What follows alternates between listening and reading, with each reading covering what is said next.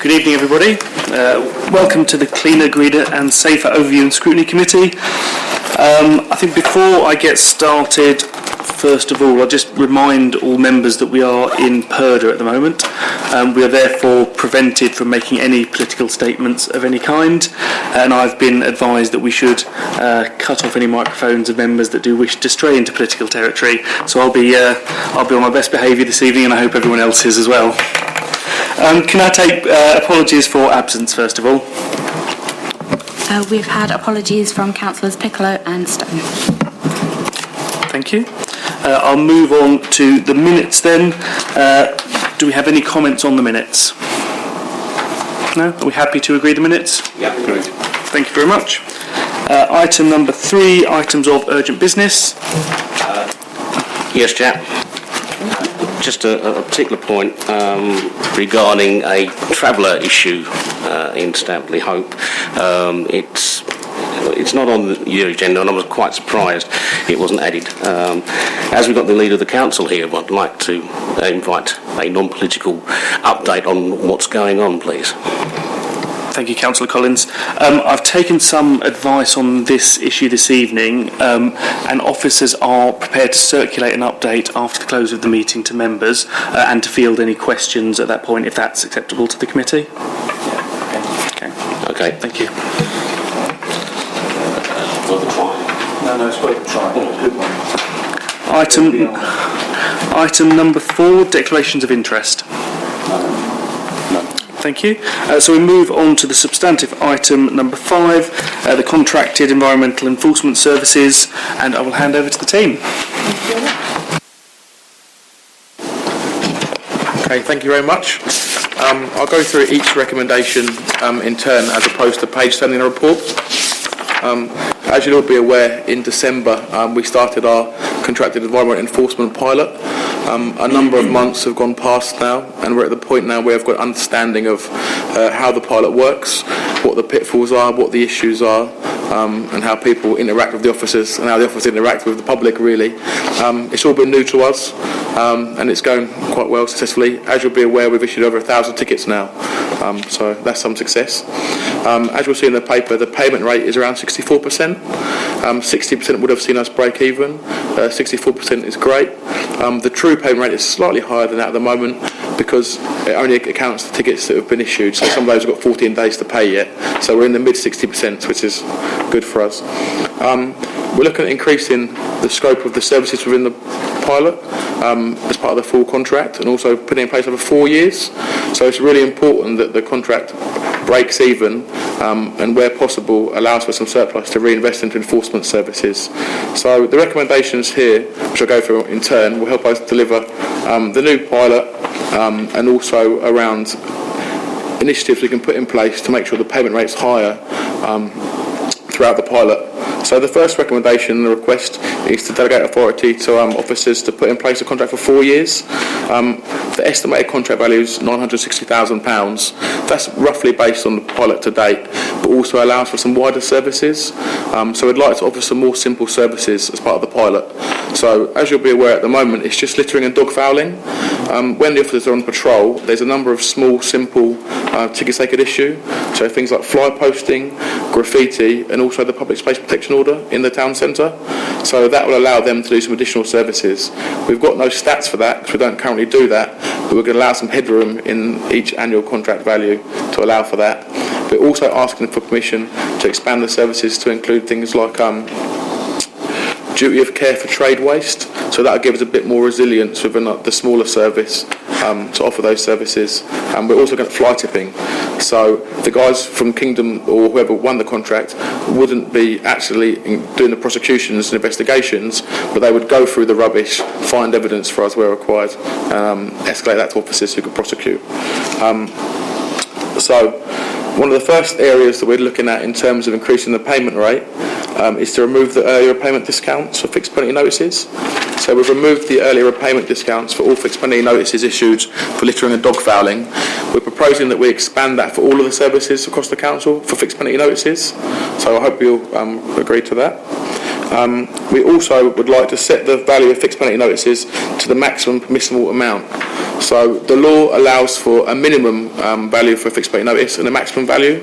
We're looking to set all fixed penalty notices at the maximum value. There is a government litter strategy that came out a couple of months ago, and that is proposing increasing the littering fine to £150. That hasn't gone through yet, but by asking you to set at the maximum amount, we would change that in line with any government legislation. So that will obviously make the contract more viable. It will potentially increase the surplus that we get as part of the contract, and it will dissuade people from committing environmental crime, which is the key reason we're doing this. Following on, 1.4, to set the minimum age that formal action will be taken, including fixed penalty notices, to 16 years of age. So at present, officers only issue at 18 years of age. If they suspect someone's under 16 and they can't prove that they're otherwise, they issue the ticket. The young person then has the opportunity to send in their ID and we quash the ticket. Going forwards, it would be set at 16, not 18.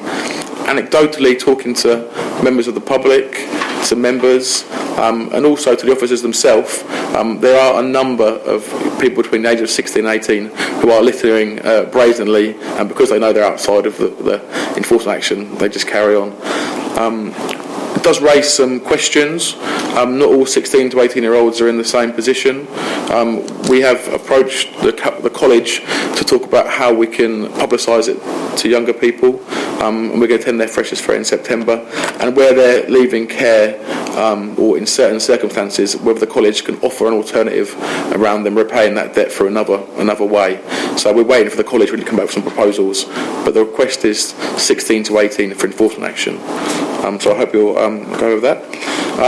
1.5, to publicise the successful prosecution of those who are prosecuted. So where we get results, and we'd like to publish their details, what the offence was, who the person was, what they were fined, the amount, and we'd like to put that on the council's media channels, also the local press if they'll take it, and on the website.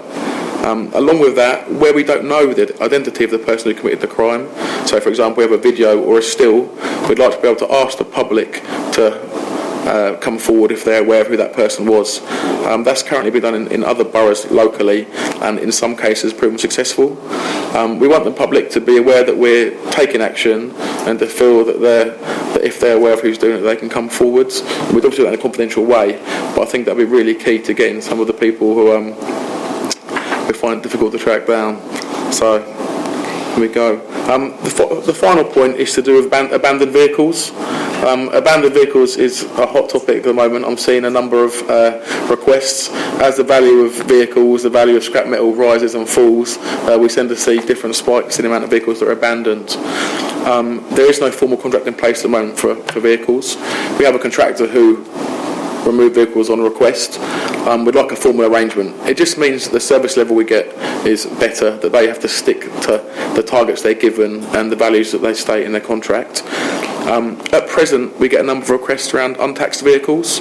So the council does not have the ability to remove untaxed vehicles. That sits with the DVLA. The DVLA, however, will delegate authority to councils to remove untaxed vehicles on the highway where we meet certain criteria. So we'd have to go for training, sign an agreement, and then we could remove untaxed vehicles on the highway. And actually, it's a lot of the untaxed vehicles on the highway that become abandoned vehicles. So by getting to them before they sit and rot in the road or cause an obstruction, we can move that problem kind of at the point of issue. So we'd like to do that just to be proactive rather than reactive. I hope I've gone through the recommendations. I'm happy to take questions and go through it further. I didn't want to go page by page for you. I'm sure you've read it. Thank you very much for the report, and I certainly welcome this very strongly. It's something I think that the committee's taken a lot of interest in over the last year, something that we have previously made a recommendation on, and have been very united in terms of the fact that we want to push this forward and push it forward strongly. I have a couple of questions myself, and then I'll open it out to the rest of the committee as well. And my first question is around where we are, where these fixed penalty notices are being issued, and do we have any sense of, and I guess we've done a lot of concentrated work in Grays Town Centre, in terms of the rest of the borough, do we have a sense of how that distribution looks? Yes, thank you for your question. So Yes, we do. So every single ticket that's issued, we ask for the ward where it was issued. So that data is available on request, to be honest with you. Staff in the contract at the start was very easy. People who come in and do the job, they have an idea of what it is. The reality is often different. So we've managed to keep, let's say, 60% of the contract staff at all times. We're currently training 4 people as part of the contract. And that'll make sure there's obviously the full complement. Where there's not full staff, we make sure that Greystown Centres are staffed, and then they rotate around the borough. The contract actually calls for a full-time presence in and around Greys and a constant rotating presence. Obviously that can only be dealt with when the contract's fully staffed. So as part of the new contract, we're going to penalise them for not fully staffing the contract, and that'll be reflected in the payment they receive for each ticket issued. If you've got specific questions, I can give you around the wards they're issued, but we do collect that information. There's a fair spread, to be honest with you. I think that would be useful maybe for the committee after this meeting. Of course. I think the point more generally from us is, and I think you've acknowledged this, and it sounds like this is how we are proceeding, but that activity is spread out across the entire borough, and it's not too concentrated in any one area, because I think we want the full effect of this contract to be felt regardless of where residents are. So if I just pick up my second question then, and looking at the financial assumptions on page 16, I wonder if you could just talk us through very quickly how that contract is structured in terms of how we are charged for the activity, and then how those fines accrue back to the council. Okay, yes. It's worth pointing out when we start that the contract cost per ticket is as per the pilot. When we go out to tender, we'll invite the new contractors to say what they'd offer the service for. So it's on a recovery and award basis. So we only pay the tickets issued at the moment, and the income comes to the council, paid through the contractor. Where people don't pay, the council will take a hit on that, and we look to prosecute. So it's on a fixed price basis. For every ticket issued at present, it's £42.50 per ticket goes to the contractor. We receive £75, which as part of this will go up to £80 if agreed. The payment rate is 65%. At the moment, there's currently a small surplus, which are reinvesting in prosecutions. We expect that the tickets will be issued at roughly the same rate, because there should be 4 members of staff on permanent patrol, so they've got limited hours in the day and only so many tickets.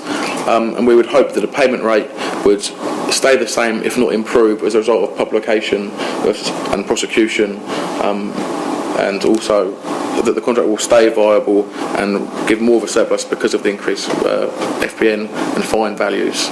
So that's the plan. Is that okay? Thank you. Yeah, that's very helpful. And I think moving that on one step, I think the value that we've identified in here for the additional services is a headroom of about £50,000. Clearly, when you add that to the £177,000 in the base assumptions, you get a contract that either makes a loss of about £30,000 or net profit to the council of about £20,000. So there's a range there when you take that into account. And I guess what this committee just needs to be assured of is that as we're managing the contract, as we're looking at the kinds of operations that we have, that's under control and that we have a view of that return from these activities. So the contract will call for monthly contract monitoring. We'll be able to understand what our payment rates are, how they fluctuate, also where we send the staff, how it fluctuate. What we'll have to do is, where there is a loss, try and identify where that would be, put in corrective action, but the contract will contain a 3-month break clause, so if things are going south, where there's an issue, we could always pull out if that was the case. We cannot control the repayment rate. All we can do is try and influence it by publicising successful prosecutions and ensuring that we issue correctly and the tickets are valid and that we prosecute as many people as possible. But a break clause will allow for that. Thank you. I'll open it out to the rest of the committee then. Councillor Jones. Julie has a question. Oh, sorry, Julie. Come on in. Sorry, I just wanted to add to that whilst Thurrock have had this pilot going just this year, there are a number of authorities that have had this working for some time, and there's one in particular that I can quote. 7 years into using this type of contract, they are still breaking even, they're still achieving cost neutrality. So it is really important that we do monitor, but we take some reassurance from others that have been running this for some time that actually we can continue to run this at cost neutrality. Thank you. Councillor Jones. Thank you, Chair. I echo the Chairman's thoughts, and I think it's a very good thing, something that's most needed. Just a matter of interest, the pilot scheme, how many officers did you, on the pilot scheme, how many was involved?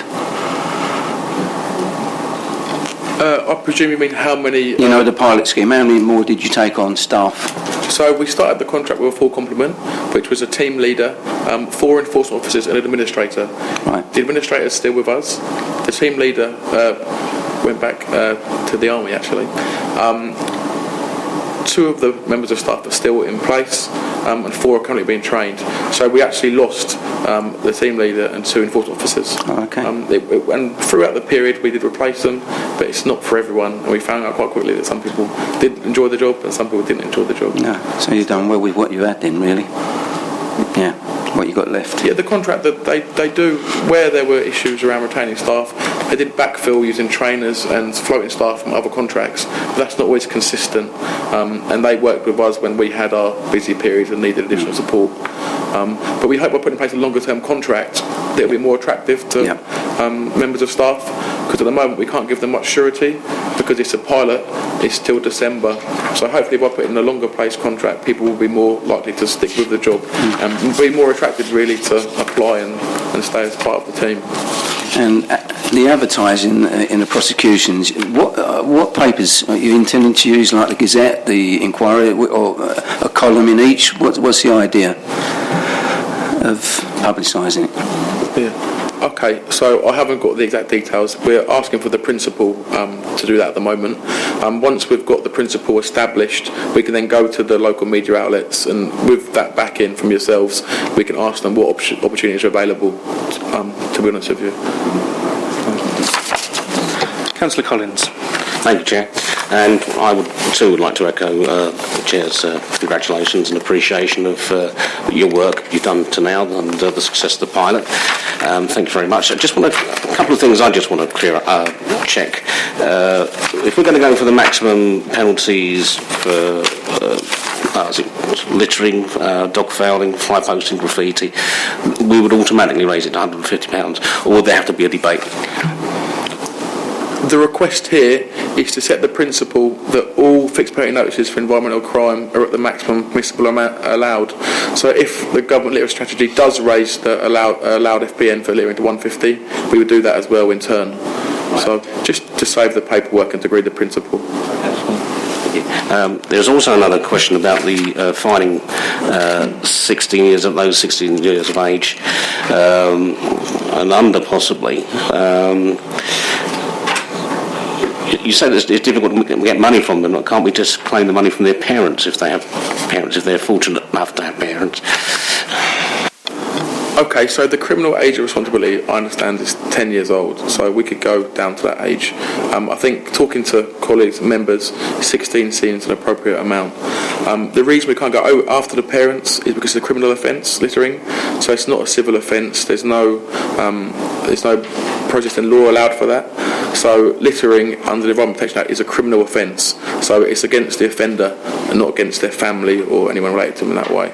So that's the outcome. Thank you. Thanks for making that clear. I was concerned about the 4-year contract because my fear was that they get the contract and then sit back for the next 4 years taking money if there wasn't some sort of way that we could monitor their performance. You said you got the 3-month break, so you're going to monitor and have quarterly reviews. And is there any penalty to be charged or any we have to pay to get out of the contract if they're falling down on it? Okay, so there's a number of contract end clause arrangements. So the current pilot has a 3-month no-fault walk-away break clause. So that's what we've written in this contract. If the contractor was to demonstrate a material breach of contract, then we'd also be able to terminate with a no-fault. But this contract will contain a 3-month no-fault break clause, where provided we give 3 months notice, we can walk away. The contract we monitor on a monthly basis, because aside from the income and expenditure, there are quite a few operational things that happen as well, just around where tickets are issued, what representations we get, weekly representations, appeals, so talk through those. Also prosecution files, so Kingdom put together the prosecution files. As officers, we then sign them off. So we meet regularly, so on a monthly basis there'll be a meeting. We'll monitor payment rates, we'll monitor the types of tickets issued, and any concerns we've got around what we call evidential shortfall, which means the ticket wasn't issued correctly, or there are issues around the ticket that was issued. So that's how it will be done. Thank you. Thank you, Chair. Great, thank you. If there are no other comments then, I'll just sum up, and I think I'll speak for the committee when I say we're really pleased to see this proposal back in front of us again. I think it's great that we're moving forward with this and that we've got the action that we need to tackle some of those issues that are a blight on this borough and are making lives a misery for some of our residents.